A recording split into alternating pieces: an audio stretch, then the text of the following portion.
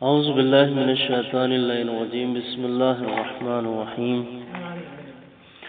الحمد للہ رب العالمین والصلاة والسلام علی رسولہ المبین وعلی اہل بیتہ الطیبین الطاہرین المعصومین اللہم صل علی محمد وعلی محمد رب اشرح لی صدری ویسر لی امری واحلل عقدۃ من لسانی یفقہوا قولی۔ ہماری بحث معاطات میں تنبیہ رابع میں ہم داخل ہیں کہ جس میں جناب مصنف نے اقسام معاطات کو بقصد المتعاطیین اربع اقسام کی طرف منقسم کیا کہ جس میں اشکال وارد کیا شکل ثالث اور شکل رابع میں، یہ کہتے ہوئے کہ اگر ہم ان قسم ثالث اور قسم رابع کو مانتے ہیں تو لازم یہ آتا ہے کیا کہ انسان دوسرے کے مال کو بیچ رہا ہے لے نفس ہی، اور یہ کیا ہوگا؟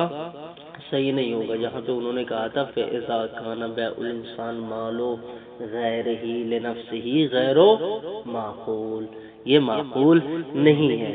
یہاں سے لے کر جناب مصنف نے کل کی بحث جو ہم نے پڑھی تھی وہاں تک اس قول کو ثابت کرنا چاہ رہے تھے تمام ادلہ کے ذریعے کہ انسان کا دوسرے کے مال کو بیچنا اپنے نفس کے لیے جائز نہیں ہے۔ جیسے کہ کل قلم کے ذریعے مثال دی تھی کہ میں سید کا قلم اپنے لیے بیچوں جناب مہدی کو، تو یہ واقع نہیں ہوگا، یہ غلط ہے۔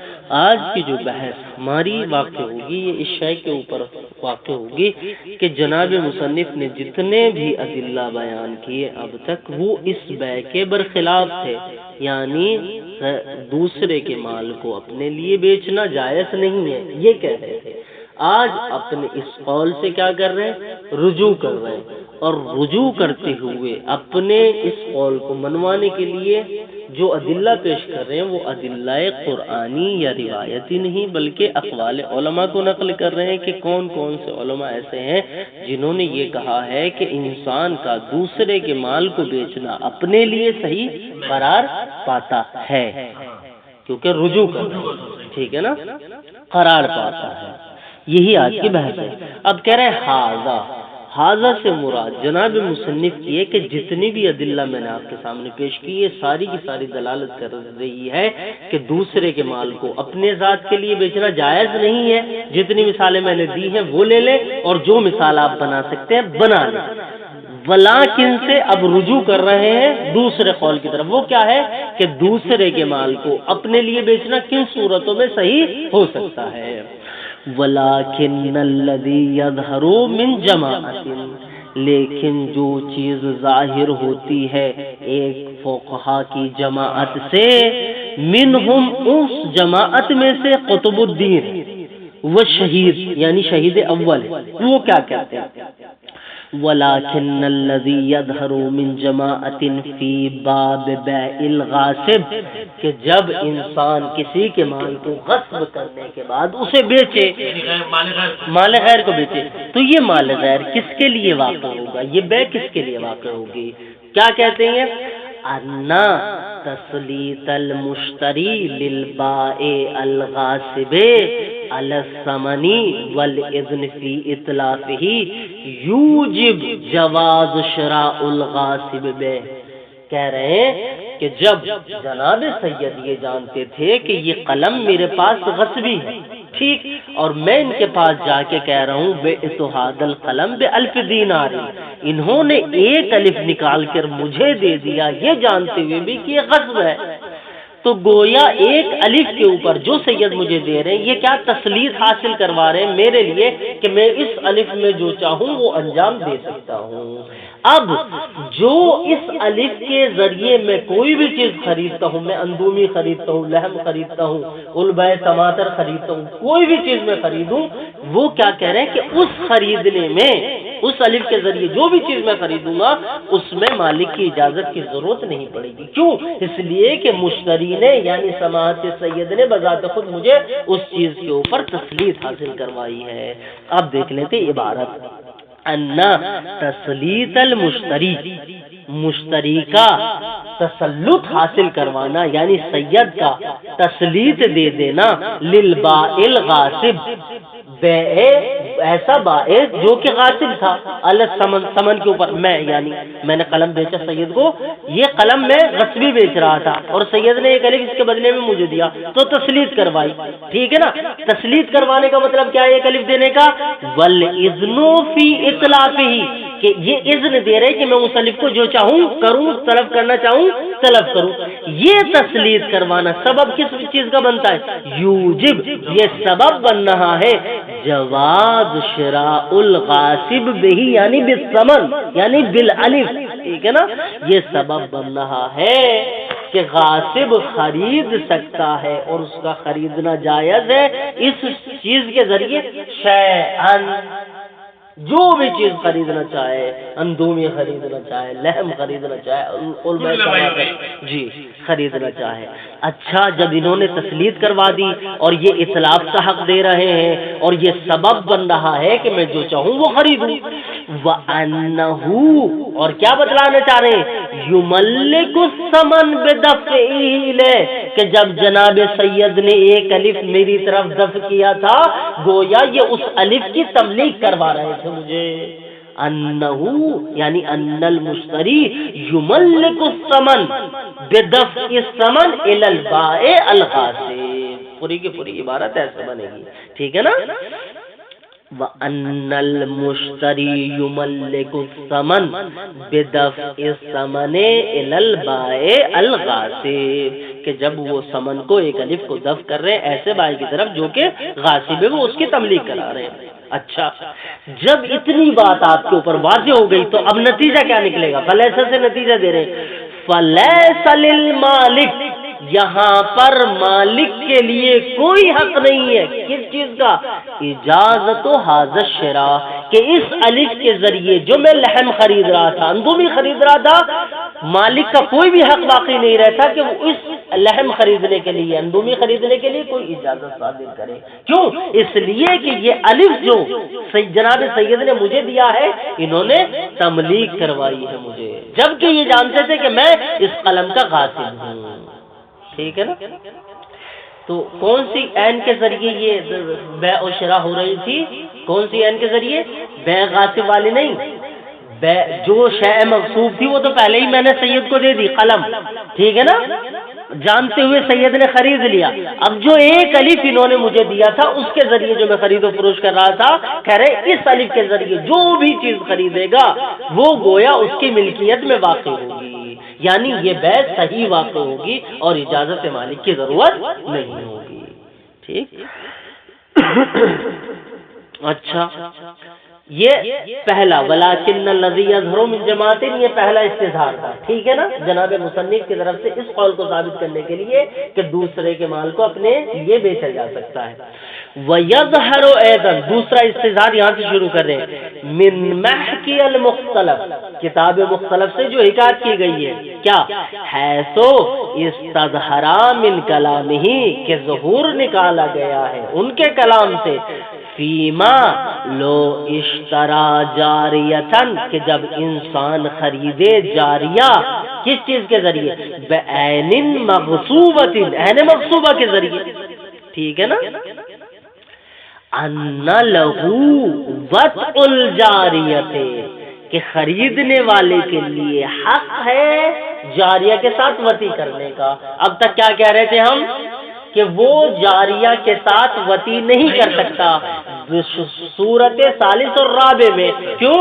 اس لیے کہ بیع مال الغیر لنفسہ واقع ہو رہا تھا، یہاں پہ کیا کہہ رہے ہیں کہ جائز ہے وطی کرنا، ما علم البائع بغصبیت الثمن، جبکہ بائع کوئی شے کا علم ہے کہ ثمن کیا ہے؟ مغصوبہ ہے۔ فراج، آپ کو چاہیے کہ رجوع کریں کتابیں مختلف کی طرف اور وہاں پر تفصیل کے ساتھ اس مسئلے کو پڑھیں۔ ومقتضى ذلك، ان دونوں، پہلا استظہار کا نتیجہ دیا فلیس للمالک اجازت و حاضر شراء، دوسرے استظہار کا نتیجہ کیا ہے؟ ومقتضى ذلك، نتیجہ دے رہے ہیں یہاں سے، اس کا اقتضا کس چیز کے اوپر کر رہے ہیں، یعنی نتیجہ کیا نکلے گا؟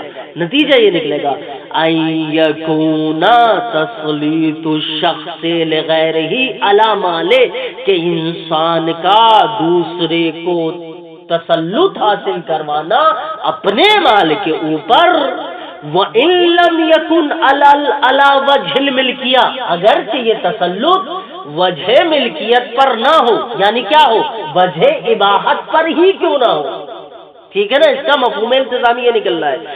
وَإِن لَّمْ يَكُنْ عَلَى وَجْهِ الْمِلْكِيَّہ، اگرچہ وجہ ملکیت پر نہ ہو بلکہ وجہ اباحت پر ہو، پھر بھی کیا ہوتا ہے، یوجب جواز التصرفات المتوقفۃ علی الملک، کہ یہ تملک کروانا یہ سبب بنتا ہے تمام تصرفات کے جواز کے اوپر، حتیٰ وہ تصرفات بھی جو موقوف علی الملکیت ہوتے ہیں، جیسے کہ وتی ہے، بے ہے، ٹھیک ہے۔ فتعمل، تو آپ کو چاہیے کہ اس میں تھوڑی غور و فکر کریں اور نتیجے تک پہنچے۔ وسیعت توضیح فی مسئلۃ الفضول انشاءاللہ تعالی، ٹھیک۔ اب یہاں سے جو دوسرا والا کلام تھا ان کا، کیا دوسرا اشکال تھا، فی صحت الاباحت بالعوض والا، ٹھیک ہے نا۔ اب یہاں سے بتا رہے ہیں عمل کلام فی صحت الاباحت بالعوض، یہ یعنی تیسری والی صورت ہے، تیسری والی جس میں عقد مرکب واقع ہو رہا ہے، ٹھیک ہے نا، من طرف اباحت و من طرف تملیک، ٹھیک۔ وعمل کلام فی صحت الاباحت بالعوض، لیکن جو کلام باقی رہتا ہے اباحت عوضیہ کی صحت میں، سواء صححنا باباحت التصرفات، چاہے ہم اس کلام کو یا اس وجہ کو صحیح کریں اباحت تصرفات کے ذریعے کہ جو متوقف علی الملک ہے اس کے ذریعے، ام خصصنا الاباحت بغیرها، یا اباحت کو مختص کر دے صرف ان تصرفات سے کہ جس میں ملکیت کی شرط نہیں ہے، ٹھیک ہے نا۔ اب عبارت ملا لیتے ہیں، وَأَمَّا الْكَلَامُ فِي صِحَّةِ الْإِبَاحَةِ بِالْعِوَضِ فَمُحَصِّلُهُ، یعنی فَنَتِيجَتُهُ، کیا نکلے گا اس کا نتیجہ، یہاں سے بتا رہے ہیں ان ھذا النحو من الاباحۃ المعوضہ، کہ اس طریقے کی جو اباحت معوضہ ہوتی ہے یہ کیسی ہوتی ہے، لیست معاوضۃ مالیۃ، الاباحت من طرف والمالکیت من طرف ثانی، ٹھیک ہے نا، واحد یا ثانی کچھ بھی کہہ سکتے ہیں، لیست معاوضۃ مالیۃ، یہ معاوضہ مالیہ نہیں ہے، لیدخل کل من العوضین فی ملک مالک العوض الاخر، یہاں تک کہ ہر عوض دوسرے مالک کی ملکیت میں داخل ہو، یعنی تعاطی جو کرنے والا نفر واحد ہے اس کا مال دوسرے کی ملکیت میں داخل ہو اور دوسرے والے کا مال پہلے والے کی ملکیت میں داخل ہو۔ جب یہ معاوضہ مالیہ نہیں ہے تو یہ داخل بھی نہیں ہوگا۔ کہاں پر ضروری ہے کہ پہلے کا مال دوسرے کی ملکیت میں اور دوسرے کا مال پہلے کی ملکیت میں داخل ہو، وہاں پر ضروری ہے جہاں معاوضہ مالیہ ہو۔ اس صورت میں، تیسری صورت میں معاوضہ مالیہ نہیں ہے تو ضروری نہیں ہے کہ ایک کا مال دوسرے کی اور دوسرے کا مال پہلے کی ملکیت میں داخل ہو، ٹھیک۔ بل کلاہما ملک للمبیح، بلکہ یہ دونوں کے دونوں مال کیا ہے، ملک ہے اباحت دینے والے کی، مبیح یعنی اباحت دینے والے کی، یعنی پہلے والا جو دوسرے کو اباحت دے رہا ہے اگرچہ اسے اباحت تصرف حاصل ہے لیکن ملکیت پہلے والے کی ہے، اسی طریقے سے دوسرے کا مال جو پہلے کو دے رہا ہے اگرچہ اسے اباحت تصرف حاصل ہے لیکن ملکیت پہلے والے کی ہی ہے، ٹھیک ہے نا۔ الا ان المباح له يستحق التصرف، لیکن اس میں ملکیت حاصل نہیں ہوتی لیکن اباحت تصرف سے مباح له کو حاصل ہوتا ہے جس کو اباحت دی جا رہی ہے۔ فیشکل، تو یہاں پر اشکال وارد ہوگا، یہ کیا ہے، وَأَمَّا الْكَلَامُ فِي صِحَّةِ الْإِبَاحَةِ بِالْعِوَضِ، یہ اس کا جواب فیشکل سے اس کا جواب آ رہا ہے، ٹھیک ہے نا۔ فیشکل الامر فی ہے، تو اس میں کیا ہے، امر مشکل میں ہو جائے گا، یعنی اس میں مشکل واقع ہوگی، کس جہت سے، من جہت خروجہ عن المعاوضات المعہودہ شرعا و عرفا، کیوں، اس لیے کہ یہ ان معاوضات معہودہ سے خارج ہو جاتا ہے جن معاوضات کو شرع اجازت دے رہی ہے، جن معاوضات کو عرف قرار دے رہی ہے، ٹھیک ہے نا، ان معاوضات سے یہ والا معاوضہ اور یہ والا مسئلہ یعنی صورت ثالثہ کیا ہو جاتی ہے؟ خارج ہو جاتی ہے۔ جبکہ اکثر شرح نے یہ کہا ہے کہ جناب والا، جناب مصنف اگرچہ اس چیز کے قائل ہے کہ معاوضات معہودہ سے شرعاً اور عرفاً یہ خارج ہو جا رہا ہے یہ مسئلہ، جبکہ ایسا نہیں ہے۔ یہ معاوضات عرفیہ میں پایا جاتا ہے کہ انسان اپنے مال دوسرے کو اور دوسرا پہلے والے کو دیتا ہے، صرف اباحت کے طور پر، نہ کہ ملکیت کے طور پر، ٹھیک ہے۔ مع التعامل، جبکہ اس میں تعامل کرنے کی ضرورت ہے آپ کو، کس چیز میں؟ فی صدق التجارت علیہا، کہ اس معاملے پر یا جہت ثالثہ پر یا شکل ثالث کے اوپر تجارت کا مصداق صادق آ رہا ہے، یعنی وہ معاطات کہ جس میں ایک طرف سے اباحت صادر ہو، دوسری طرف سے تملیک صادر ہو، اس شکل ثالث کے اوپر تجارت کا مصداق صادق آتا ہے، ٹھیک ہے نا۔ کس رائے سے آیت کیا کہہ رہی ہے؟ لا تاکلوا اموالکم بینکم بالباطل الا ان تکون تجارتا عن تراض، کا جو اباحت کا حکم لگا رہا ہے، اباحت صادر ہو رہی جس سے وہ تراضی کے ساتھ اباحت صادر کر رہا ہے، اور جو انسان ملکیت کو صادر کر رہا ہے وہ بھی ترازن کے ساتھ کر رہا ہے، تو اس کے اوپر صدق تجارت آتا ہے۔ جب صدق تجارت آتا ہے فتکون المعاملہ صحیحا، اگرچہ وہ عرف کے اعتبار سے خارج کیوں نہ ہو جائے، جبکہ خود یعنی اپنے قول کی یہ جو انہوں نے کہا ہے نا خروج المعاوضات الموعودہ شرعاً وعرفاً، کہ یہ شرعی اور عرفی اعتبار سے معاوضات سے خارج ہو جاتا ہے، جبکہ ایسا نہیں ہے، خود ہی ثابت کر رہے ہیں، ٹھیک ہے نا۔ مع التعامل فی صدق التجارت علیہا فضلاً عن البیع، بے میں داخل ہونے کی ضرورت ہی آپ کو نہیں ہے، کیونکہ بے کا جو قاعدہ ہے ایک قاعدہ عامہ ہے، مسئلہ احل اللہ البیع، ٹھیک ہے نا۔ بے کا مسئلہ یہ ہے، اس سے بڑھ کر جو مفہوم ہے وہ کیا ہے؟ تجارتاً عن تراض کا ہے، تو تجارت اس کے اوپر صادق آ رہی ہے تو بدرجہ والا بے بھی صادق آ ہی جائے، ٹھیک ہے نا۔ الا ان یکون نوعا من الصلح، مگر یہ کہ آپ کہیں کہ یہ معاطات کی جو تیسری جہت ہے یا تیسری شکل ہے یہ تجارت عن تراض میں اور بے میں داخل نہیں ہو رہی ہے، الا ان یکون نوعا من الصلح، بلکہ یہ صلح کی نوع میں سے ایک نوع ہے، ٹھیک ہے نا۔ کیوں صلح کی نوع میں سے ایک نوع ہے؟ لمناسبت لہ لغتاً، اس لیے کہ یہ والی نوع یعنی نوع ثالث مناسبت رکھتی ہے صلح سے، اس لیے کہ صلح کے معنی تسالم کے ہیں، اور نوع ثالث میں جو صادر ہو رہا ہے ایک طرف سے معاوضہ، دوسری ایک طرف سے صادر اباحت ہو رہی ہے، دوسری طرف سے صادر ملکیت ہو رہی ہے، تو گویا یہ ایک طریقے کا تسالم ہے کہ اگرچہ تم ملکیت حاصل نہیں کروا رہے ہو، اباحت تصرف کا یہ حق دے رہے ہو، کفایت کرے گا۔ تو یہ ایک طریقے کی کیا ہے؟ تسالم کی نوعیت ہے اور صلح کی نوعیت ہے، ٹھیک ہے نا۔ نوعا من الصلح مناسبت لمناسبت لہ لغتاً، ہاں کیوں؟ لأنہ فی معنی التسالم، اس لیے کہ تسالم کے معنی میں علی امرن، اس امر کے اوپر بنا رکھتے ہوئے، بناءً علی انہ لا یشترط فیہ الصلح، اس لیے کہ اس میں شرط نہیں ہے کہ صلح کا لفظ پایا جائے، یعنی الصلح تباع علی فلان و فلان، ٹھیک ہے نا۔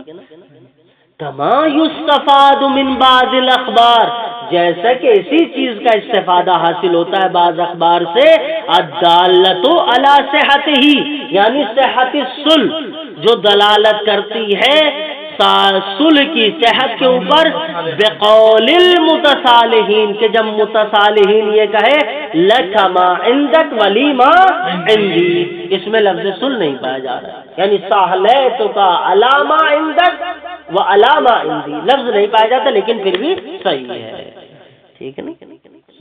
وَنَحْوِهِ مَا وَرَدَ فِي مُصَالَحَةِ الزَّوْجَيْنِ، اور اسی طریقے سے جو وارد ہوا ہے زوجین کے مصالحت کے اوپر.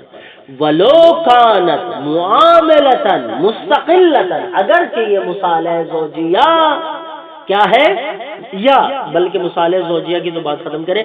وَلَوْ كَانَتْ مُعَامَلَةً مُسْتَقِلَّةً كَفَى فِيهَا عُمُومَ النَّاسُ مُسَلَّطُونَ عَلَى أَمْوَالِهِمْ. عبارت پوری کر لیں. وَلَوْ كَانَتِ الْمُوَاطَاتُ، کانت کا جو اسم ہے وہ مواتات واقع ہوگا، ٹھیک ہے نا. وَلَوْ كَانَتِ الْمُوَاطَاتُ معاملتاً مستقلتاً، اگر مواتات معاملہ مستقلہ واقع ہو.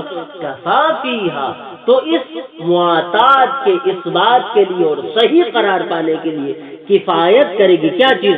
عموم الناس مسلطون علی اموالہم، ایک والمومنون عند شروطہم، یعنی کفا فی صحت المواتات المومنون عند شروطہم. وَعَلَى تَقْدِيرِ الصِّحَةِ، کہ جب ہم اس بات کو مان لے کہ یہ معاملہ مواتاتی جو وارد ہوا ہے، صادر ہوا ہے، من جہت الاباحہ و من جہت الملکیہ، یعنی عقد المرکب، اگر ہم اس کو صحیح قرار دے دیں، فَفِي لُزُومِهَا مُطْلَقًا. اب مسئلہ واقع ہوگا کہ آیا یہ معاملہ لزومیہ ہے یا معاملہ غیر لزومیہ ہے، ٹھیک ہے نا. ففی لزومہا، کہ یہ معاملہ، اس میں یعنی چند وجوہات پائی جاتی ہے. پہلی وجہ کیا ہے؟ جب ہم اس معاملے کو صحیح قرار دے دیں کہ یہ معاملہ صحیح واقع ہوا ہے تو اس میں چند ایک صورتیں بنے گی. پہلی صورت ففی لزومہا، اس مواتات کے لازمی ہونے پر، مطلق یعنی من طرف من کلتا طرف ہے، یعنی پہلے والا جو صدور اباحت کر رہا ہے اس کی طرف سے بھی ہم لازم قرار دیں، اور جو صدور ملکیت کر رہا ہے اس کی طرف سے بھی ہم لازم قرار دیں، ٹھیک ہے نا. ففی لزومہا مطلقا، پہلی صورت یہ بنتی ہے، پہلی شکل یہ بنتی ہے کہ یہ دونوں طرف سے معاملہ لازمہ قرار پائے گا. دلیل کیا ہے اس کے اوپر؟ لعموم المومنون عند شروطہم، ٹھیک ہے نا. پہلی دلیل یہ بن جائے گی. ایک دوسری صورت اس میں کیا بنے گی؟ او من طرف المبالہ، یعنی تکون المواتات لازمۃ من طرف واحد وہی طرف المباح لہ، ٹھیک ہے نا. جس کو اباحت دی گئی ہے صرف اس کی طرف سے، او من طرف المبالغ، یعنی من کلتا طرفین نہیں، ٹھیک ہے نا. دوسری صورت یہ ہے تو اس حیثیت سے انہو یخرج مالہ عن ملکہ، اس ناحیت سے کہ اس کا مال اس کی ملکیت سے خارج ہو چکا ہے. دون المبی، مبی کا مال خارج نہیں ہوا ہے. پتہ نہیں پہنچی کہ نہیں پہنچی؟ پہنچ گئی کیسے؟ مطلب مبی صرف اس کے لیے مباح رہے گا، ہاں، لیکن ملکیت نہیں ہوگا، ملکیت خارج، ملکیت حاصل ہوگی. تکون لازمتا من طرف المباح لہ، وجہ حیثو کے ذریعے وجہ بیان کر رہے ہیں. کیسے وجہ بیان کر رہے ہیں؟ کیا کہا تھا ہم نے؟ تیسری صورت یہ ہے کہ ایک طرف سے اباحت صادر ہوگی، دوسری طرف سے ملکیت صادر ہوگی، ٹھیک ہے نا. میں کیا ہوں؟ میں مبی ہوں اور آپ کیا ہے؟ مباح لہو ہے، ٹھیک ہے نا. میری طرف سے اباحت صادر ہوئی ہے، آپ کی طرف سے ملکیت صادر ہوئی ہے، تو آپ کیا ہوئے؟ مباح لہو ہوئے. تو کہہ رہے ہیں کہ آپ کی طرف سے بے لازمہ ہوگی. کیوں؟ لأن المال قد خرجت من کیس المباح لہو، آپ نے ملکیت صادر کی تھی میری طرف، اگرچہ میں نے اباحت صادر کی تھی، لیکن آپ کی طرف سے کیا ہوگا؟ معاملہ لازمہ ہوگا. وصلت انشاءاللہ. او من طرف المباح لہو، پوری عبارت بنا لے. او تکون المواتات لازمہ من طرف المباح لہو فقط. کیوں؟ وجہ کیا ہے؟ ایسوں کے ذریعے وجہ بیان کر رہے. انہو یخرج مالہ، لأن المباح لہو یخرج مالہ، اپنے مال کو خارج کر رہا ہے، ان ملکہ ہی، اپنی ملکیت سے، یعنی قد خرج المال من کیس المباح لہو ودخل فی المبی دون المبی، مبی کی چیز سے کچھ بھی خارج نہیں ہوا، صرف اباحت خارج ہوئی ہے. حیثو انہو انما لہو باقی علی ملکی ہے علی ملکی ہی، اس حیثیت سے کہ اس کا مال مبی کا مال اس کی ملکیت پر باقی ہے، فہو مسلط علیہ، تو وہ اپنے مال کے اوپر کیا ہے تسلط حاصل کیے ہوئے اس کے اعتبار سے. ٹھیک.